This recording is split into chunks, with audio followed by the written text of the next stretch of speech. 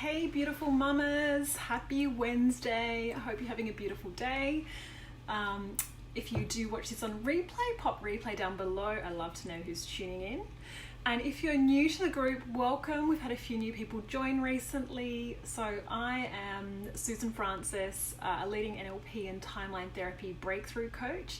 So I really help women release their negative emotions, limiting beliefs, blocks, fears, and truly step into their power, own their purpose, get clarity, and just live a life that's lit up and on fire. That's what I'm really passionate about, helping women. Hey Deepti, how are you?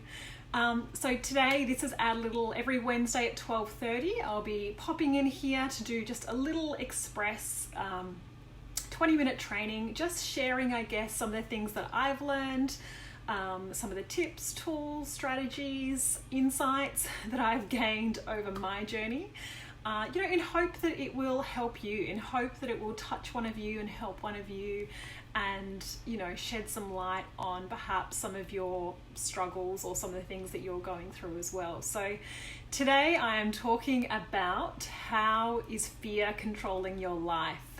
And, you might not think that fear is controlling your life, but it has a habit of disguising itself as other things. So we're going to kind of deep dive into that over the next 20 minutes. Hey Natalia, hey, love to see, where you're tuning in from when you jump on, pop it in the comments. I'd love to know where you're tuning in from. Hey Natasha. So how is fear controlling your life? I guess the first thing, the fundamental thing to understand is that your subconscious mind is always running the show. So no matter what you think consciously, it's your subconscious programs that control your actions, your thoughts, your beliefs. So your subconscious mind is 90% of your mind. Only 10% is conscious. So you can consciously know the right thing to do or know what you want to do. But if your subconscious mind is afraid for any reason, it is set up to protect you. And hey Nicole, it is set up to protect you and it will stop you from doing something. So I guess one of the primary jobs of the subconscious mind is to protect us. And in times where there were, saber-toothed tigers running around, that was, very powerful. You jump into fight or flight and your subconscious mind, it's switching everything on to protect you. But in today's society where we really don't have many, especially in a lucky country like Australia, we really do not have many immediate threats. It is our fears that stop us. So it's just those thoughts. And if you've heard the acronym for fear, it's false expectation appearing real. It is our fears that are stopping us from living the life that we want. So if your subconscious mind sees that something is dangerous because it's perceived something as dangerous because your mind has made up this story that it's a fear, it will stop you from doing it. So I guess one of the things, to talk about first is that the ego is what kind of drives that. The ego is a lower vibration, a lower energy. It's those low negative thoughts. And the complete opposite of that is, your higher self and high vibration thoughts and a feeling, I guess, of love and connection. The ego is always really about being separate from others. And the ego will disguise these other things in your life that really are fear. So if you ever feel, so I've got some notes. If I look down, it's because I don't want to just waffle and get off track. So if you ever feel things like comparison, jealousy, just this real sense of wanting to stay safe, or even just always busy, too busy to really do the things you want to do, or if you've got excuses like no time, no money, no resources, too old, too young, really all of those things are fears disguised as other things. And I'll break that down and give you some examples. So it's just understanding how fear is behind your thought patterns and how fear is getting in the way of living your best life.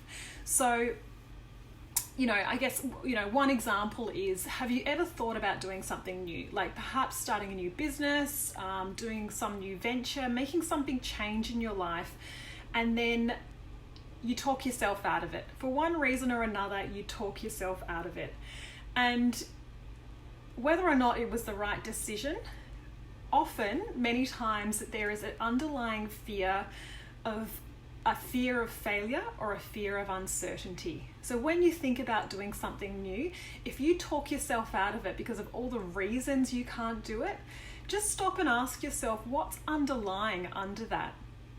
My guess is it's often a fear. It's that fear of failure or that fear of uncertainty that stops you.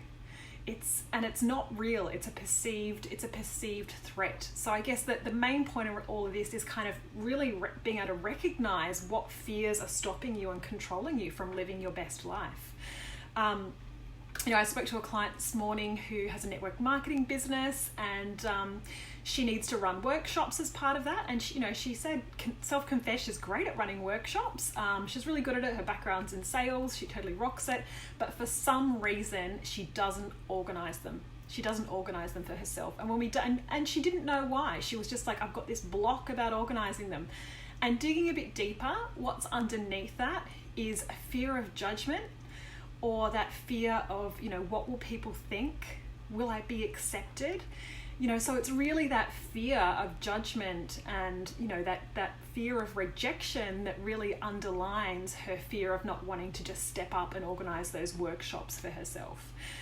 So it's understanding that it's a fear that's holding her back from living that.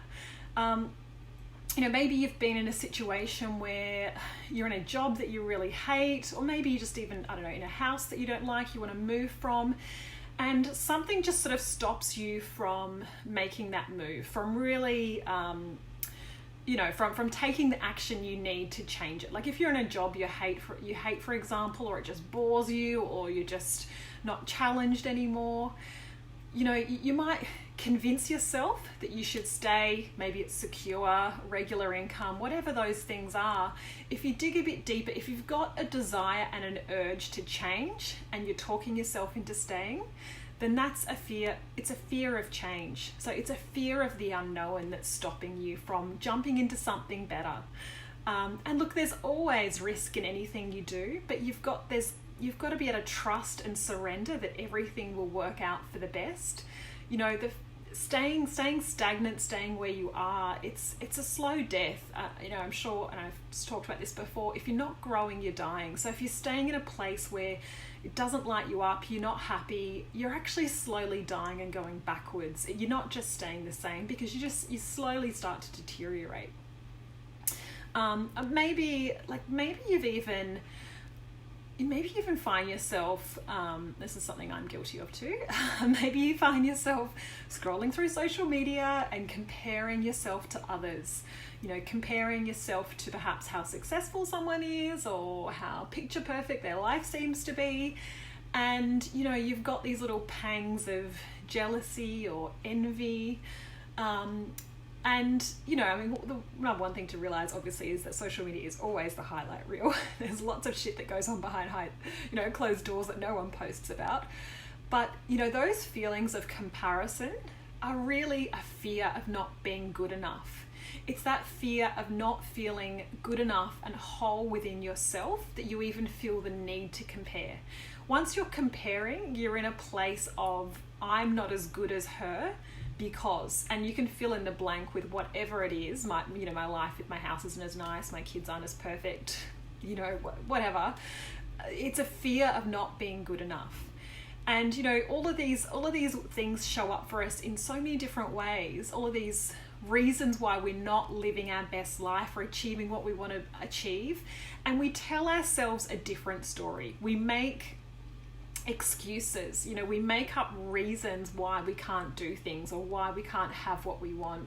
But if you spend some time really digging down to what's, any time in your life that you're feeling a negative emotion, stop for a minute and really ask yourself what's going on, what's underneath that. If you're finding yourself being blocked from doing something, spend some time to sit back and reflect and work out what is behind stopping you. And it's generally a fear. There's only a few major fears, and they're so common. Like talking with clients, in the coaching work I do, that there's only probably about half a dozen that really come up all the time for people. Fear of rejection, that fear of acceptance or not being accepted, fear of not being good enough, fear of failure, fear of success, they are really the key ones. Feel of not being loved. And what actually comes back underneath all of these fears, if you dig deep enough, will lead back to two things: the fear of not being good enough and being afraid you won't be loved. And that comes back to all of them. Even a fear of failure, or a fear of uncertainty, once you dig down under that, like for example, a fear of failure, once you dig underneath that and you dig under what that actually means to you, you start to realize that in your mind, a fear of failure means that you're not worthy or that you're not good enough, because you haven't been able to achieve what you set out to achieve. So underneath them all, there's those two core things. And I think everyone I've ever spoken to has that feeling of not being good enough. And that's the crazy thing. That's the thing I find most fascinating, is that, before I did a lot of personal development, I would look at other people and go, she's better than me, not consciously, but sort of unconsciously, she's better than me because, whatever it is, she's better looking or thinner or is achieving more, or I don't know, just seems to be happier all the time, or whatever those things are that you're comparing yourself to. But the reality is that that person that you're looking at is probably having those same feelings of not being good enough as well. We all do. And in all the coaching work I do, everyone has that feeling. So I guess, the key thing is to be able to recognize what your fears are. That is the first thing, just really being able to recognize them. So if there's any blocks that you have, or any time that you're wanting to achieve something, but, something is holding you back, then like I said, spend some time and stop and reflect on what that is. And, whatever processes you use, meditation can be a great way to reflect, just to sit in stillness, or even journaling, just sitting down and free flow writing about what it is. So if you're feeling a resistance to wanting to change a job, or wanting to change something drastic in your life, or like I said, feeling negative emotions, about, even comparing yourself to someone, really spend some time in journaling what's underneath that. And generally it's a fear. And one of the things that I was just reminded of, and look, I've done a lot of personal development, I've done a lot of growth, and I've had a lot of work done on myself. And have a lot of great tools, but I still find fear coming up. And earlier this week I was in a place where I was feeling some fears coming up, and I believe that there's universal energies guiding us all, and I really felt guided this morning to listen to this meditation by Master Ko. If you don't know who he is, look him up. Master Ko, Twin Hearts Meditation. And it's really about connecting to your heart and sending out love. And after doing this meditation this morning, I just felt such an inner peace and a calm. I just felt in such a good space. And then I went on a walk and I've been listening to a great book, Super Attractor by Gabrielle Bernstein. I'm just plugging everyone else today. It's an awesome book about manifesting and being a super attractor. And she talked about love being the antidote for fear. So the complete opposite of fear is love. So if ever you're feeling a resistance or a fear towards something, a great thing to do is to return to love. So again, sitting in a meditation, doing a lot of gratitude journaling, just really connecting to your heart and returning to love is the most powerful way to overcome fear.